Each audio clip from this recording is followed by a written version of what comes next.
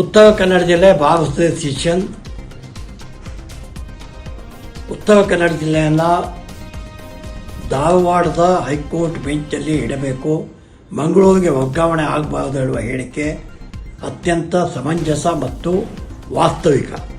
ಇದಕ್ಕೆ ನನ್ನ ಸಂಪೂರ್ಣ ಬೆಂಬಲ ಇದೆ. ನಾನು ವಿಧಾನಸಭೆಯಲ್ಲೂ ಕೂಡ ಈ ಕುರಿತು ಮಾತನಾಡ್ತೇನೆ.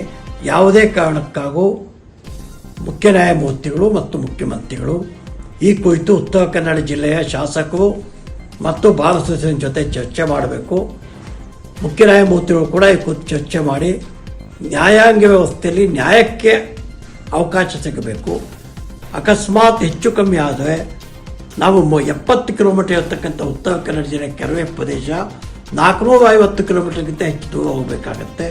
ಆ ಕಾರಣಕ್ಕಾಗಿ ಉತ್ತರ ಕನ್ನಡ ಜಿಲ್ಲೆ ಈಗಿದ್ದಂತೆ ಧಾರವಾಡ ಪೀಠದಲ್ಲೇ ಮುಂದುವರಿಬೇಕು ಅಂತೇಳಿ ನಾನು ಒತ್ತಾಯ ಮಾಡ್ತೀನಿ ಮತ್ತು ಹೋರಾಟಕ್ಕೆ ನನ್ನ ಪೂರ್ಣ ಬೆಂಬಲ ಇದೆ.